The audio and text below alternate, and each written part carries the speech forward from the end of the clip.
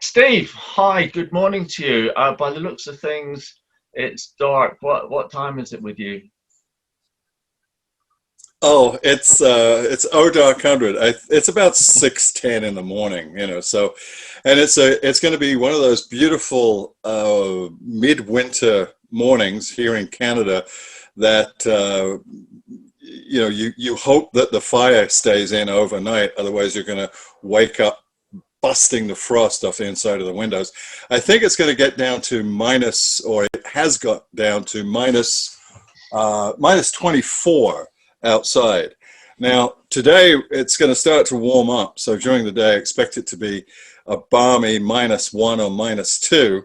So I'll be out there in my t-shirt and my shorts, reveling in the warmth. Which, But which part of Canada are you in? Where are you?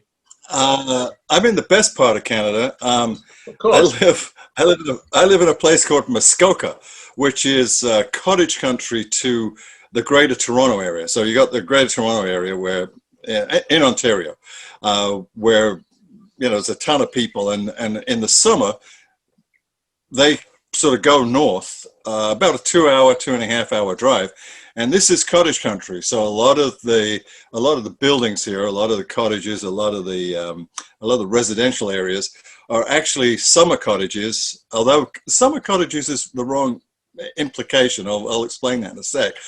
So we have this tremendous influx. I live in a little tiny village called Rosso, which is at the end of the Muskoka Lakes. It's the north end of Lake Rosso, and our population during the winter is probably about, I don't know, 60.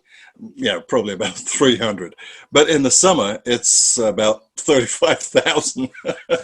So it's a huge contrast. It's a beautiful area, the Canadian Shield, rocks, trees, and lakes, and that's about it. And That's when I say beautiful. cottages, it's funny because when you say cottages to most people are chalets, they think of a little cabin. I live in a converted schoolhouse, so my place really is tiny. But some of the cottages here are like $5 or $6 million, and they send the gardener up 2 weeks before the family come up to sort of prepare the lawn.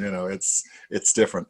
Goldie Hawn and has got a place just around the corner and all that sort of stuff. Actually, it's not too far different from here in Cornwall. It's the same sort of setup. It's Homes have become second homes to rich visitors. So, but there we are. That's it. When I lived in the UK, the Wales was starting to get like that. The Ah, Welsh, the citizens of Wales some of them were very upset because the bloody English were coming here and buying up all the cottages, and we can't afford to live here. That mentality, that sort of thing. Yep. yeah, for sure. Steve, Good um, diving around here. Lots of lakes. There's lots of ah, there's lots of diving opportunities, which is yeah, which yeah. is kind of nice. And I live where I am. I'm about a 20-minute drive from the eastern end of Lake Huron, Georgian Bay. So that lets into the Great Lakes. So it's a decent place to live if you're a You're, diver. you're mostly technical diving, an instructor, expedition leader. Would that be correct?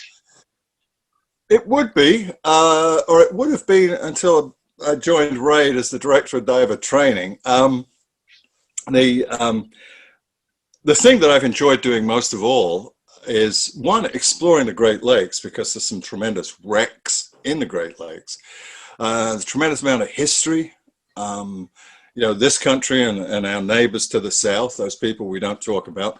Um, our history is really written on the bed of the Great Lakes, because that was the main thoroughfare for commerce and for trade and for the settlers moving in.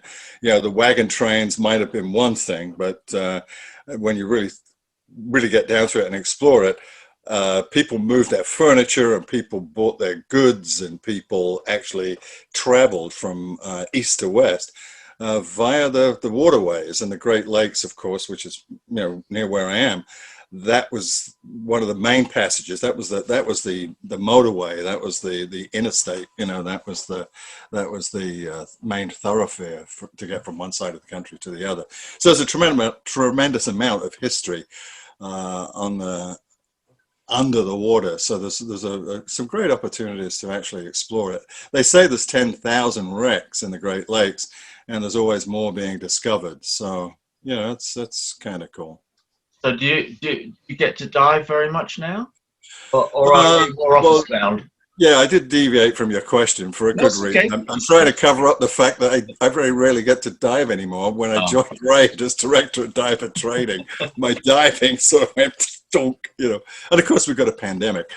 I don't dive very much in the Great Lakes anymore because my real joy is, well, I say that I was in the Great Lakes a couple of weeks ago, but my great joy is cave diving, and of course that although there are caves around the Ottawa area near our nation's capital, most of the cave diving that I've done in the past has been Bahamas, North Florida, and Mexico, and those are the areas where I tend to gravitate to, especially Mexico, because it's warm. I've got friends there, the infrastructure's there, and the caves are very, very beautiful. In my early days of my career, there were two things I said I was never going to do. One was weddings, and the other was cave diving. Yeah. And then I had the opportunity to do a film for BBC on the cenotes in the Yucatan. And I have to say, it was just incredible. And after my training and starting to explore cave systems, with Sam Meacham, who was down there, I don't know. Oh, you know, I know Sam. Ah, fantastic. Well, an amazing character. Character's the right word. It was a highlight of my life. I mean, what stunning things to do. So what is it that draws you to cave diving? I mean, I can, you know, this is where everyone realizes that not only do I have long hair, but I really am a hippie, because it's the commune with Mother Nature. It's to be in the womb of the world, you know. A lot of people see a cave as this threatening place that's, you know, just a hole in a rock, and you're going to swim in there, and you're going to swim for an hour, and you're an hour away from the surface, and isn't that terrifying? Well, not really, because part of cave diving and part of the attraction is the pre-planning and the risk management, which appeals to me very much. And obviously I have some skill in that area because I'm still here, you know. But apart from that aspect, I love in the caves, as you know, you're looking at rain that fell 20,000 years ago. It's rock, it's precipitate, it's soda straws and all the furniture that's in the caves, flowstones, and the colors in them, and that, you know, that line of color in there is from a sandstorm in the Sahara.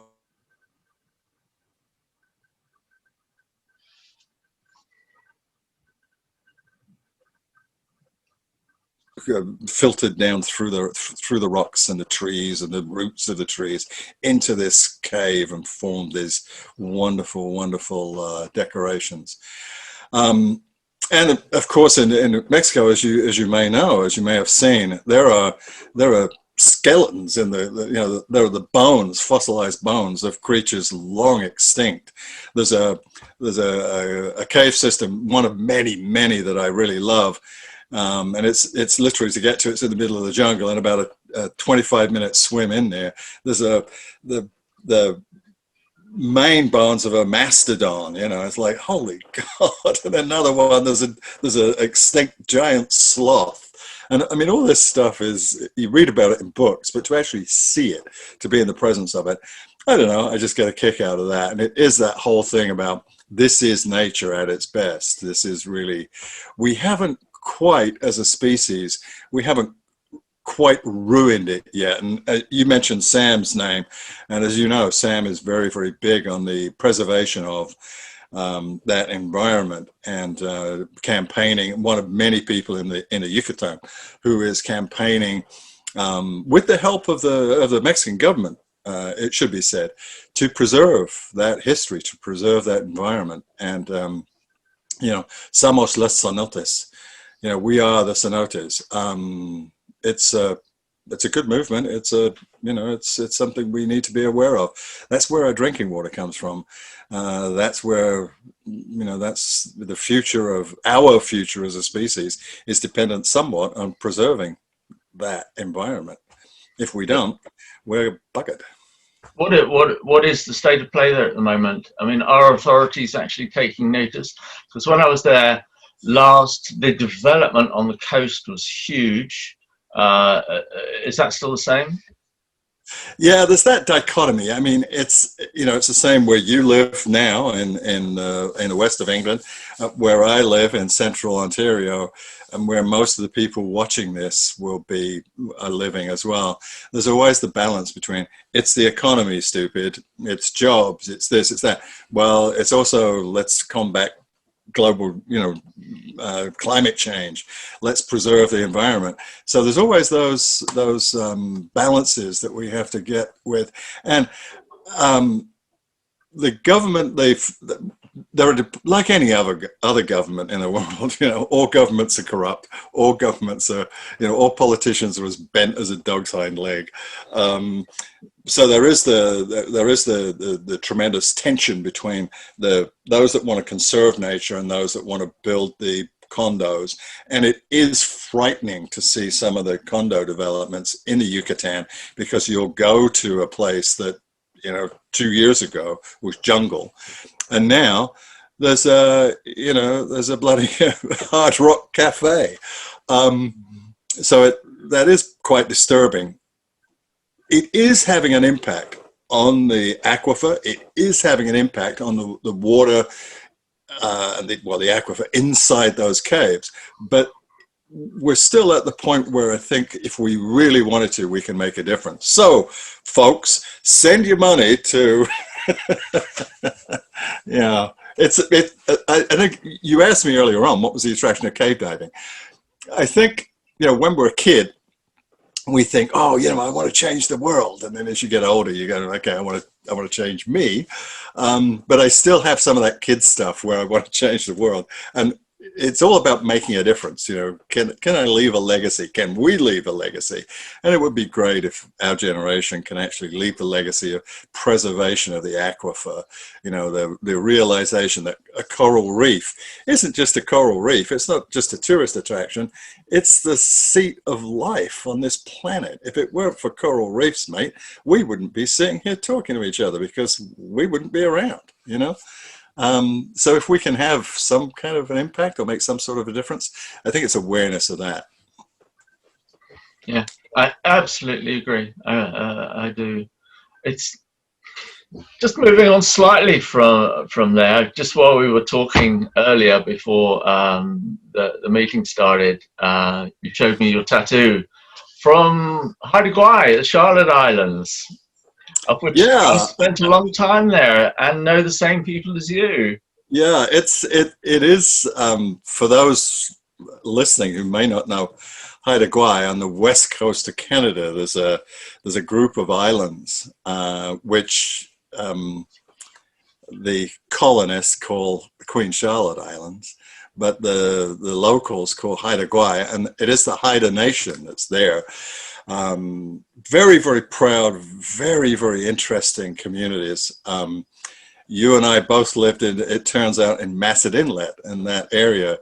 I was there as part of a logging camp, working for Macmillan Bladel, but also being very aware of the balance of nature. I came from a London advertising agency to a logging camp in Haida Gwaii, and it was a real culture shock, but a beautiful people, a very interesting culture.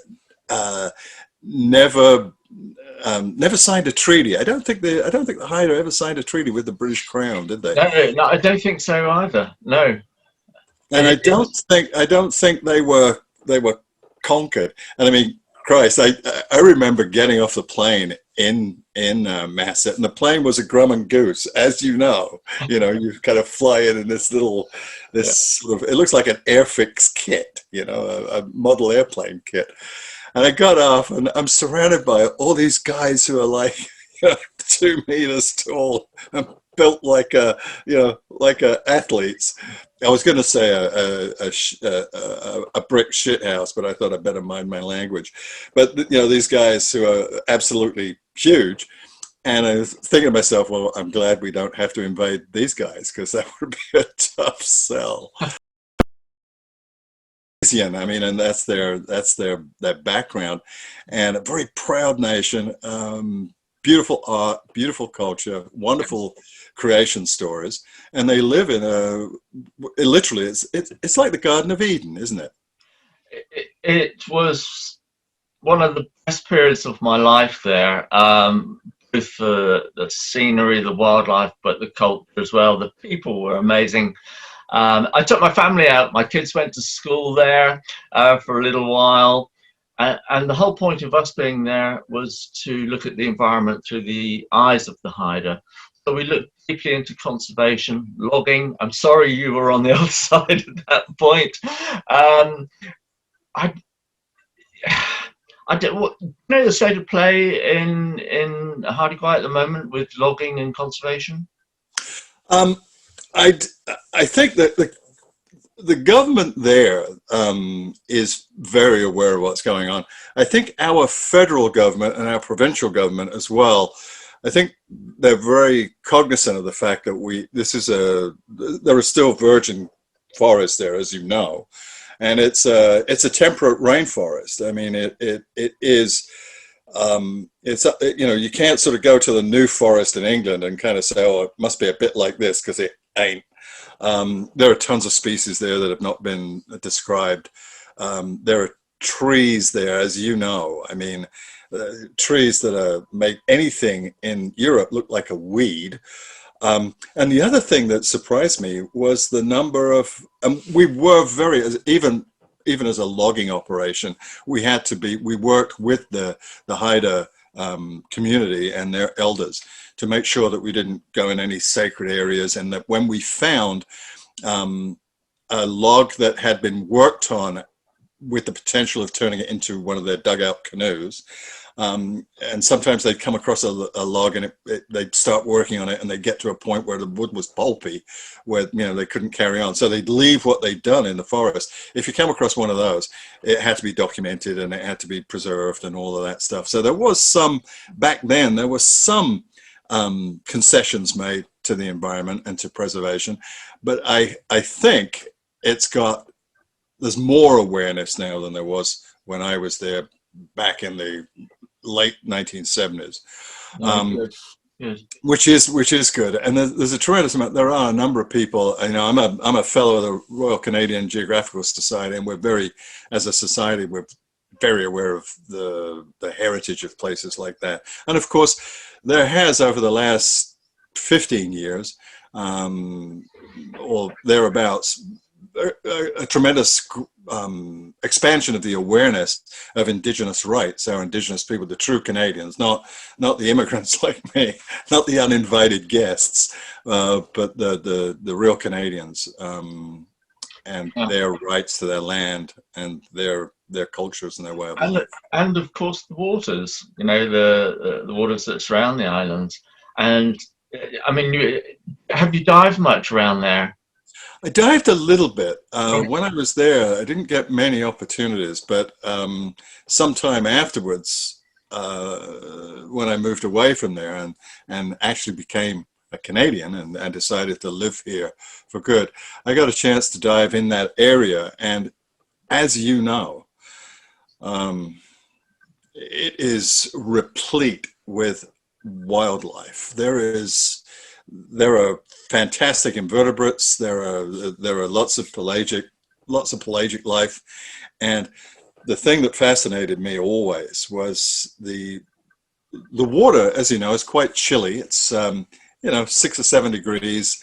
Of course, it's salt water, and you have this and well, you can't touch a rock without killing something. I guess is what it's just carpeted with invertebrate life and with interesting stuff. And you were there filming, I understand. So you must have had a ball when you were there. Absolutely. I mean, I remember the season throughout the time when the grey whales come in, and they come into Masset around that way, and they come right up to the beach. You know, they're almost grounded, and you get in, you dive with them. They're a little wary, but they're not overcautious. Fantastic, and you can just see them from the shore. You know, Yep. I mean, they're murky up the water because they're hunting for clams and stuff, but beautiful, an amazing place. Yeah, amazing place, wonderful people, and tremendous opportunity, and a place that's often overlooked. You know, we work in the dive industry, and right now with the pandemic, we're pushing. I think everyone's pushing. You know, staycations. You know, if you want to travel for diving, well, stay in Canada because you know if you're Canadian, we've got a tremendous amount of stuff to dive here. And it still amazes me the number of people where I am. And I mean, the West Coast for us, for me to get on a plane and fly to the West Coast is about the same time almost as me getting on a plane and flying to England. It's a fair distance away from where I live in Canada, but it's still Canada. And to some extent, we can still travel there, although that goes up and down depending on the situation with the pandemic. But it amazes me the number of Canadian divers who do not consider a diving vacation to Vancouver Island, let's say. Maybe not Haida Gwaii, but Vancouver Island, because the infrastructure's there. There's tons of liverboards. There are, how many wrecks are there, intentional wrecks, are there in British Columbia? I've lost count, but they've got a very active artificial reef organization working. So there always seems every couple of years they put down another wreck that's 100 meters long, and it's in sort of 35 meters of water, perfect for tourism. And yeah, it's a great spot for diving for Canadians. So if you're Canadian listening to this, West Coast, have a look at it. It's the similarities between the West Coast of Canada and here in the UK are amazing. I mean, our coastlines, the amount of wrecks, the temperate waters, the amount of life that's here is incredible. And Yeah. as you're saying, the lockdown now and the COVID has made people look seriously at coming back diving in the UK, because it's really diminished over the past years. But it's starting to gain in popularity again, and thankfully, as people get to dive it and look at it and see how much life we have, and that's a great incentive to try and protect it. Yeah, we were talking before we started recording. We were talking about the silver lining of the pandemic, and I mean, I think you guys, we don't have a stellar performance here in Canada. It's not bad, but we have the advantage of a population that outside of the Greater Toronto area, we have the opportunity or the advantage of having a population that's pretty widespread. So when it comes to social distancing, we've got that down pat. But one of the things that perhaps this gives us in terms of an opportunity is we can look around and say, okay, well, what do we have at home? What is there here? And the whole staycation thing, I mean, it sounds a bit of a trope, but really it does give us an opportunity to actually look at what we have and what is in our own backyard. And the UK, I mean, I can remember when I visited my mum and dad when they were both still alive, and they lived on the south coast of England. And I went there, and they lived near Folkestone, and I went to the local dive shop in Folkestone because I just picked up a dry suit from a company that sponsors me in the UK for dry suits. And I went in there and I said, look, can I rent some gear? And do you go out like wreck diving anywhere? And the guy in the shop said, oh yeah, we go out, yeah, but we only go out about 7 miles. And I said, well, you know, how many, what's the opportunity? What are you doing? Oh, well, in that 7 miles, we've got about 8,000 wrecks. And it was like, holy shit. And so, you know, it's certainly, and that's the English Channel. And of course, you've got that same thing all around your coast, you know, the Irish Sea, up on the west coast of Scotland, the north coast of Scotland, down through the, you know, the east coast. And plus you've got some inland diving as well. There's tremendous opportunity. So the whole staycation thing, we should be pushing that. I think we should be pushing the whole, you know, stay at home, be a bit safer. There's no need to travel to get this opportunity. And I think if there was an advantage to what's been happening in the States in the last 4 years with the whole, you know, buy American, let's be American. I mean, Christ, they labeled straight away. They labeled us as a threat to you know, their security. I mean, how could Canada be a threat to anyone's national security? Screw you. But what it has done is I think it's made us more aware of the fact that, you know, when we go somewhere else, like, you know, let's go to Cuba. Well, do you really want to throw money into that economy? Or would you rather stay and go to, say, the east coast of Canada and go to and pump some money into that economy? And although that has the ring of a sort of jingoistic, you know, ring to it, it is kind of interesting to sort of look now, you know, a year into this pandemic, to sort of see where people's minds are at, especially in the travel and hospitality industry, where people are starting to think maybe it's better that we have one trip abroad and the rest of the time we spend our disposable income, our travel income, our silly money locally. So there is that benefit to it. Yeah, absolutely. I agree entirely. Steve, it's been lovely talking to you. We haven't talked about anything that I planned, which is perfect. There is, Jeff, there is only now. There is, you know, you can, all that exists is this moment right now. So, you know, whatever you plan, yeah. It's been perfect. It's been lovely. So look, I'll let you go because I'm sure you're about due for some breakfast, aren't you? Well, I fast. I'm one of these intermittent fasting guys, and I don't have breakfast for another couple of hours. But you know, what I will do is I'll have another cup of coffee. Oh, excellent. Well, look, you take care, and hopefully, when the COVID's over and you're ever back in the UK, we can catch up. I look forward to seeing you at one of the dive shows, because one of the things that I think the UK does well, several things the UK does well: meat pies, beer, of course, dry suits, and dive shows. So. Oh, cool. Excellent. Lovely. All right, Steve, well, I'll say goodbye for now. Thanks a lot. Appreciate it. Cheers now. Bye. Take care.